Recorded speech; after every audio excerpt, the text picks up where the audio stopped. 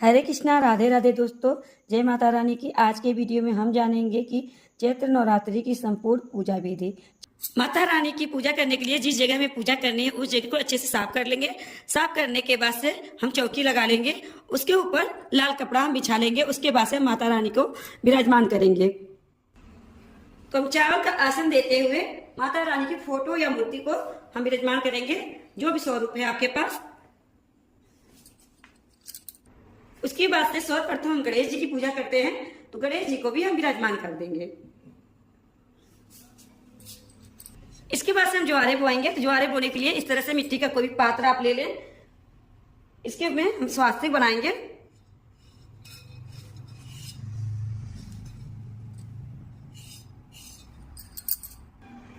तो स्वास्तिक आप चाहे तो चंदन से बना सकते हैं या फिर रोली से बना सकते हैं, लेकिन ज्यादा करके रोली कुमकुम से ही बनाया जाता है स्वास्तिक माता रानी की पूजा में।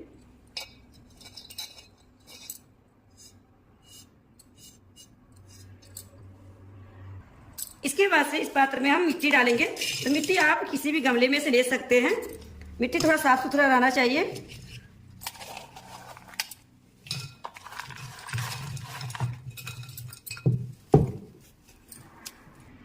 अब मिट्टी डालने के बाद से हम जो डाल देंगे, तो जो आपको रात को ही फुला लेनी है, ताकि जो है जो हमारी जल्दी अंकुरित हो जाए।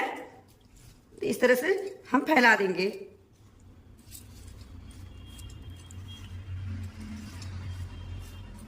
मैंने रात को फुला दिया था, आप चाहे फुला सकते हैं रात को, नहीं तो आप उसी डाल सकते हैं। इसके बाद से हम ऊपर से थोड़ा और माटी उड़ा देंगे इस तरह से।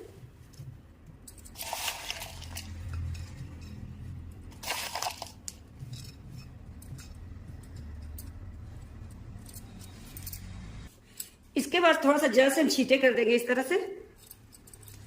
ज्यादा पानी नहीं डालना है, हल्का सा। अब हम रोली और चंदन से तिलक कर लेंगे। तो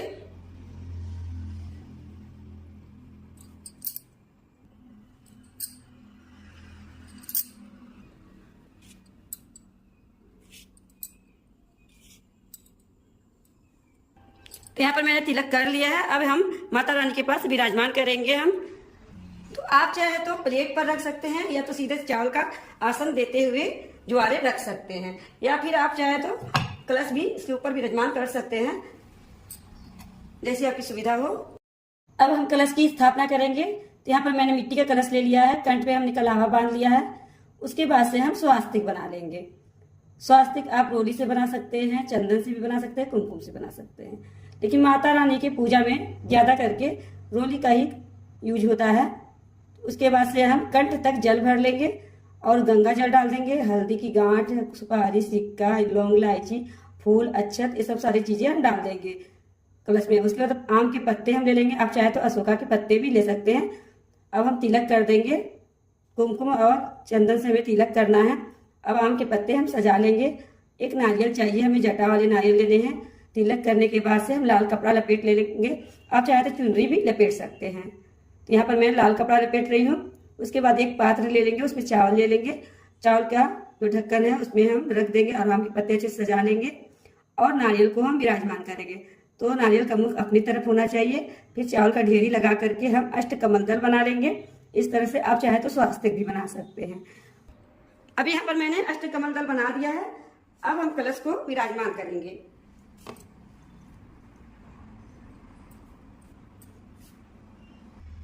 अब हम अखंड ज्योत जलाएंगे। तो इस तरह से आप प्लेट में अखंड ज्योत स्थापित करिए, या फिर आप सीधे चौकी पर भी कर सकते हैं, लेकिन 9 दिन की पूजा है, थोड़ा सफाई रहे तो अच्छी बात है, इसलिए मैं प्लेट पे कर रही हूँ। दीपक विराजमान, अखंड ज्योत। तो अखंड ज्योत आप जलाना चाहते हैं तो जला लें, नहीं जलाना चाहते तो कोई बात नहीं है, क्योंकि अखंड ज्योत की देखभाल पूरी अच्छे से करने रहती है। अखंड ज्योत मैंने जला लिया है। अब हम 9 ग्रह की स्थापना करेंगे। इस तरह छोटे छोटे ढेरी लगा करके हम 9 ग्रह की स्थापना करेंगे। थोड़े थोड़े चावल की ढेरी लगाएंगे। हम चावल की ढेरी में सुपारी रख देंगे।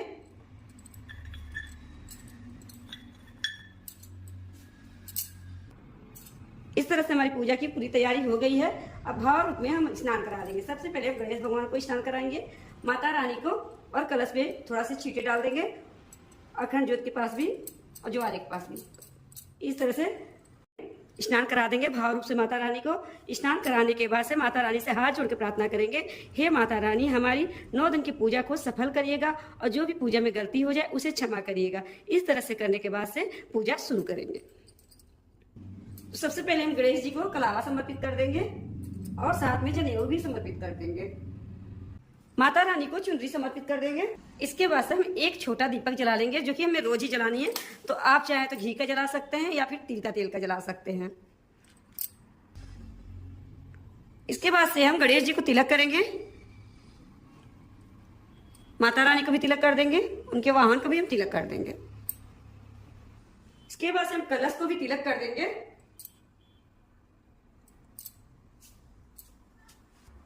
जो हमने जवारे बोए हैं उन्हें भी तिलक कर देंगे। और जो हमने जवारा बोया है उसमें हम कलावा समर्पित कर देंगे। इसके बाद से हम नवग्रह को भी कलावा समर्पित कर देंगे। छोटे छोटे इस तरह से टुकड़े करके आप जो कलावा समर्पित कर दें। इस तरह से हमने कलावा नवग्रहों को समर्पित कर दिया है। इसके बाद से सूखी रोली हम समर्पित करेंगे, क्योंकि नवग्रह को हमें हिलाना नहीं है। इस तरह से थोड़ी थोड़ी समर्पित कर देंगे। आप चाहे तो इस तरह से छींटे भी लगा सकते हैं। इसके बाद से हम फूल समर्पित कर देंगे। गणेश भगवान को फूल समर्पित करेंगे, माता रानी को करेंगे। उसके बाद से हम कलश के पास भी फूल समर्पित कर देंगे।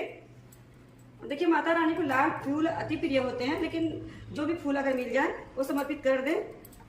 लाल फूल मिल जाते हैं तो बहुत अच्छी बात है। जैसे ज्वारे जो बोए हैं वहां पर भी हम फूल समर्पित कर देंगे। एक मुझे लाल फूल मिल गया था तो मैं माता को समर्पित कर दूंगी इस तरह से। आप चाहे तो फूलों की माला भी माता को पहना सकते हैं। जो नवग्रह हैं उन्हें भी हम फूल समर्पित कर देंगे। उसके बाद से हम भोग समर्पित कर देंगे। माता को बतासे का भोग जरूर समर्पित किया जाता है। तो भोग में अगर बतासे है तो बतासे समर्पित कर दे, तो मिश्री भी आप समर्पित कर सकते हैं। इसके अलावा जो भी फल आपको मिल जाते हैं वो फल समर्पित कर दें। तो यहाँ पर मैं फल भी समर्पित कर दे रही हूँ। इसके बाद से हम धूप दिखा देंगे। गणेश भगवान को दिखा देंगे और माता रानी को दिखा देंगे, कलश को भी दिखा देंगे। सभी देवी देवता का नाम लेके हम जो कि धूप दिखा देंगे। धूप दिखाने से घर का वातावरण जो होता है बहुत ही शुद्ध होता है, इसलिए धूप जरूर दिखाइएगा। इसके बाद से माता रानी को सुहाग सामग्री अर्पित करेंगे। तो अपने सामर्थ्य के अनुसार 16 श्रृंगार हो सके तो करिए, नहीं तो 7 भी कर सकते हैं। इस तरह से माता रानी को सुहाग सामग्री जरूर अर्पित करें। आप चाहे तो प्रथम दिन कर सकते हैं या तो 9 दिन के बीच में कभी भी आप सुहाग सामग्री जो अर्पित कर सकते हैं माता को। इसके बाद से हम माता को पान के पत्ते में भोग चढ़ाएंगे। तो बतासे, लौंग, इलायची करके भोग चढ़ाना चाहिए। तो आप हो सके तो रोज ही चढ़ाएं। रोज नहीं चढ़ा पाते कम से कम पहले दिन चढ़ाएं या फिर बीच में 1-2 बार तो जरूर माता रानी को पान के पत्ते में भोग अर्पित इस तरह से करें। इसके बाद से हमें गाय के उपले से छोटा सा हवन करना है। इसमें थोड़ा सा हम घी डाल देंगे ताकि अग्नि अच्छे से प्रज्वलित हो जाए। उसके बाद से हम लौंग के 2 जोड़े चढ़ा देंगे। साबुत लौंग होने चाहिए, टूटे हुए नहीं होने चाहिए। 2 जोड़े और हम चढ़ा देंगे पूरे परिवार के नाम से। उसके बाद से हम भोग समर्पित करेंगे। तो मीठा भोग समर्पित करना होता है हमें। जो भी भोग आपने चढ़ाया है वो भोग समर्पित कर दीजिए। आप मिश्री कर सकते हैं, बतासे कर सकते हैं, गुड़ कर सकते हैं। उसके बाद से जो हमने माता रानी को पान चढ़ाया है उसका पीड़ा बना करके वो भी हम हवन कुंड में जो है समर्पित कर देंगे इस तरह से। तो ये हवन आप रोज ही सुबह करें। माता का भोग अति प्रिय होता है, तो इसलिए अग्नि में माता को भोग जरूर समर्पित करें। छोटा सा हवन आप नवरात्रि में जरूर करें।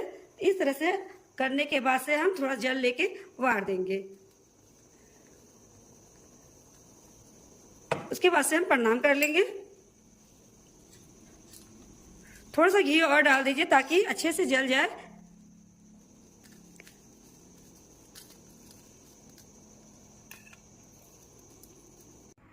इसके बाद से हम 1 लोटा जल लेंगे। सीधे हाथे में छत ले लेंगे, थोड़े से पुष्प ले लेंगे। तो माता रानी की कथा सुन सकते हैं आप चाहे तो दुर्गा चालीसा पढ़ सकते हैं, या फिर दिन के हिसाब से ये तो माता रानी का पहला दिन शैलपुत्री है तो शैलपुत्री की कथा सुन सकते हैं। इस तरह से कथा सुनने के बाद से माता रानी के चरणों में जो है फूल अर्पित कर देंगे और थोड़े से गणेश भगवान के चरणों में भी अर्पित कर देंगे। उसके बाद से बहुत ही प्रेम पूर्वक से हम आरती करेंगे। तो आरती आप चाहे तो इस दीपक से भी कर सकते हैं या तो अलग से कपूर जला करके भी आरती आप कर सकते हैं। हाथ जोड़ के माता रानी से क्षमा याचना करेंगे और साथ में दक्षिणा जरूर समर्पित करेंगे। दक्षिणा हमारी पूजा की कमियों को पूरा करता है और पहले दिन आप दक्षिणा समर्पित कर दीजिए, उसके बाद से आपको नहीं करना, पहले दिन आपको करना। उसके बाद से हाथ जोड़ के माता रानी से क्षमा याचना करेंगे, हे माता रानी जो भी हमारी पूजा में गलती रही हो उससे क्षमा करिएगा और हमारी पूजा को स्वीकार करिएगा और हमारे 9 दिन की पूजा को करने में हमारी सहायता करिएगा। इस तरह से करने के बाद से हमारी पूजा जो है संपन्न हो जाती है। इसी तरह से हमें पूजा करनी है। तो दोस्तों, आपको छोटा सा वीडियो नवरात्रि पूजा का कैसा लगा, अच्छा लगा तो वीडियो को लाइक कर दीजिएगा। चैनल को सब्सक्राइब नहीं किए हैं तो चैनल को सब्सक्राइब कर दीजिएगा। माता रानी की कृपया आप सभी पे सदा ही बनी रहे, इसी कामना के साथ अगले वीडियो में मिलते हैं। जय माता रानी की।